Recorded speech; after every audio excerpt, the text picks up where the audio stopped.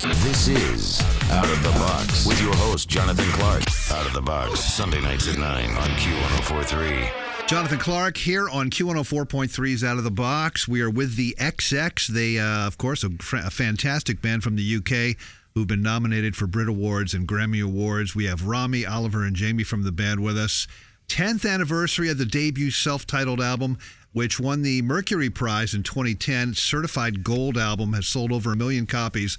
Guys, I want to get to that in a second, but first, I want to ask each of you about New York City. Do you remember the first time you came here and where the first gig was? I remember so clearly because that was coming with the band. That was my first time ever coming to America.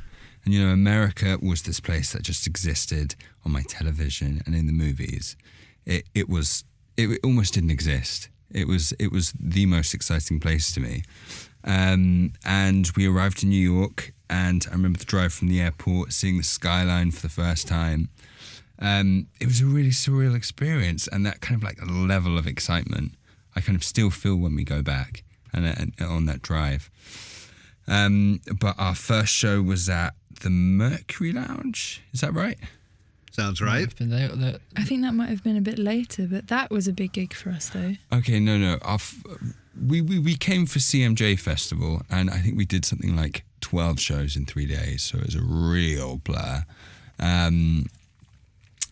But yeah, I remember seeing a queue to one of our shows, and you know, I fully expected there to be no one because this was so far away from home.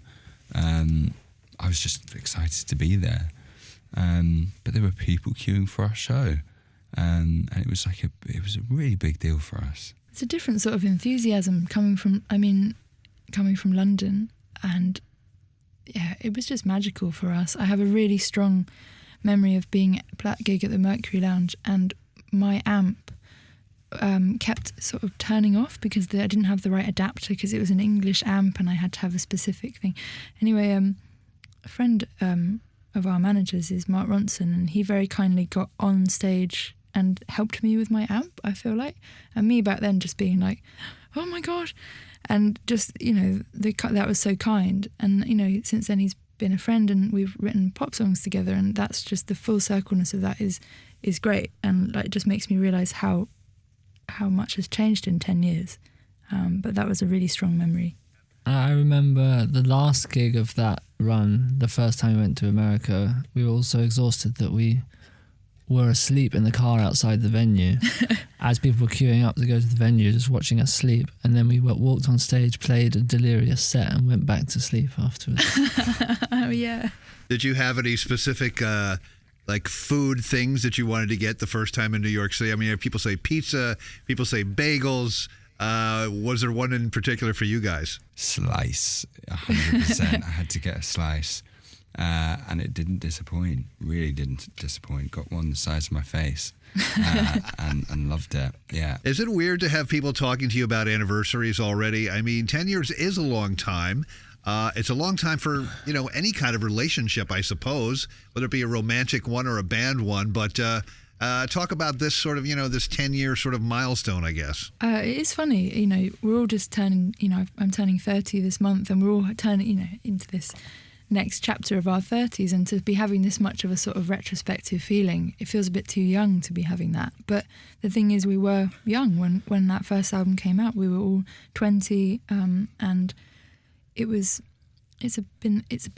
changed our life, and I don't want it to feel like too much like it's the end by talking about that, but it is really nice to reflect on 10 years and what's changed, and a lot has changed, and we've all grown up a lot.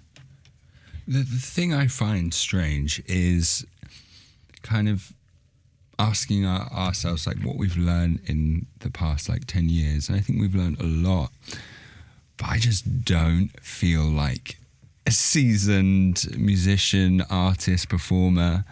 I think we're still very much on the journey. So it's kind of, I suppose like talking about it in a way, I can feel like imposter sometimes. You know, I don't feel like the pop star or the rock star that I thought after a 10-year career I might feel like. Yeah. But let me ask you this. If I was in Prague, would you know where to go for a good cappuccino? You know, that's the advantage of being in a band like this. When you tour all these places, you get to know, like, okay, if I'm going to be like wherever, in Tokyo or from New York or San Francisco or Austin, I got to go here because someone told me and I went and they were right. Yeah, I love that. I love that we've all got these experiences from different places all around the world. Now when I look on my saved places on Google Maps, it's everywhere, you know, and I never ever thought that, you know, I would travel that far. And yeah, we do love having all these experiences. And, you know, Jamie knows a good bar in Tokyo. Many good bars in Tokyo. When you guys went in to record this debut album, you had just signed a record deal with XL, I believe. It was, you guys were very DIY sort of as a band leading up to that as far as recording.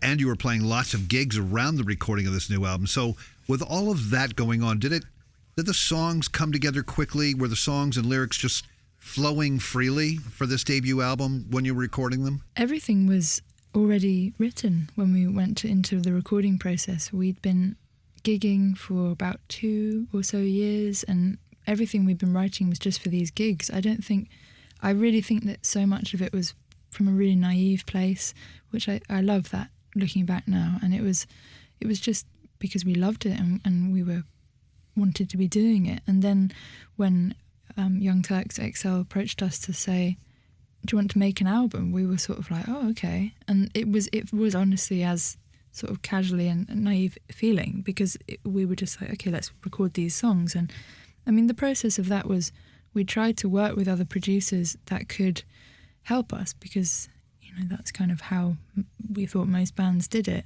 And we found that they ended up filling the space in our music, which we liked, the space. And so it ended up making a lot of sense that we worked with Jamie, and I'm so glad we did, because I think he did such an amazing job. Romy, I'm listening to your voice and I'm just so curious. Tell me about being a DJ on BBC Radio 1. Do you like being a presenter? I mean, I speak very minimally, because I mean I was kindly asked to do some mixes for them, and they were played late at night, and the theme was sort of late night music. And I really enjoyed making playlists and making transitions and putting it all together. But my speaking was pretty minimal for it. It's fun doing those big-time rock radio segues, though, in between songs, right? I mean, I'd never done that before. I normally make some sort of ambient loop of something and layer it over the other song. But they always put the Radio 1 thing over it every time. So, yes, exactly. I think your voice is very, very well suited. Hi, this is Romy. It's 5 a.m. A face for radio. Turn the lamps down low. Soon. Yeah. Did you have any inkling of how well this album might do? I mean, it made all these big year-end lists from Rolling Stone, and that's pretty amazing for your first album. I mean, so when you were recording them, did it feel like, oh my God, like these songs are just, it feels like they've been written already and they're just coming through us? Or just talk about that. It's interesting because though we did make a lot of those lists, end of year lists, we didn't make any of the like beginning of the year prediction lists. So we kind of went into, when we released that album, it wasn't coming from a particularly like, not optimistic's not the word, I suppose, like ambitious. We didn't really know how many people it was going to reach. And I think, you know, some of the earlier songs like VCR, me and Romy weren't even sure if we were going to share it to anyone outside of the two of us. So it was, I didn't think, from where the album kind of like wrapped up of us kind of touring it to the beginning of making it, you know, I didn't expect it to get there. I don't think any of us did. Even our manager actually sat us down when we had finished the album and told us, hey, you know, your first album, we're going to build from it, but don't expect to be making, I suppose, like big waves, which seemed absolutely fine to us. We were just like excited and happy to be there making it. So it really did sincerely all come as a shock. I was watching the video for Crystallize recently. How many takes did you guys have to do for that? I mean, I hope you weren't standing in the same place for like 12 hours in front of a camera, just sitting there. Was that like a long video shoot, or was it done pretty quickly? It felt really long. Because we're all, I think, 19 in that video. And it felt long because the idea of being in front of a camera, nightmare, painful. It doesn't come naturally to any of us. And we were just kind of deer in the headlights a bit. So it did seem like a long time. Is it bizarre knowing that people have watched that video like 61 million times? I'm serious. I just looked. I didn't know that. Wow. I can't believe that. I mean, yeah, it's thank you for watching. But also I can't believe, when you look back now, it's funny seeing us at that age and realizing how many people have seen you at that age, which is funny because a lot of people might have their, teenage photos on Facebook set to a private album now. And ours are kind of out there. That's a good way of putting it, yeah. I want to ask you guys, is there a particular new band or artist that you are obsessed with right now? Or is there one that you remain obsessed with to this day? I absolutely love the new Tyler, the Creator album. I've just listened to it continuously. And then newer artists. I've listened to the Orville Peck album. Which I loved. How about you guys? I've been listening to the new Alstra album, which is yet to come out, but it's going to be good. I've turned into not a fan of music at this question. I feel like my mind has gone completely blank, and I feel absolutely... I've been listening to a lot of nostalgic dance music, like big hits, and Ibiza House, and a lot of... I'm really obsessed by that at the moment. Are you guys recording new music now as we speak, in the future? If we told you, we would have to kill you. That sounds very convincing. Yeah. I feel like this is that was actually going to haunt me tonight.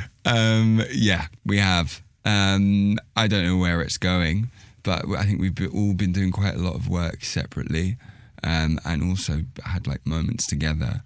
But like individually, like I've done days with Romi's done days with Jamie's done days with me, but three of us all in one room together making music hasn't happened yet. But I think Romi's played me some fantastic songs.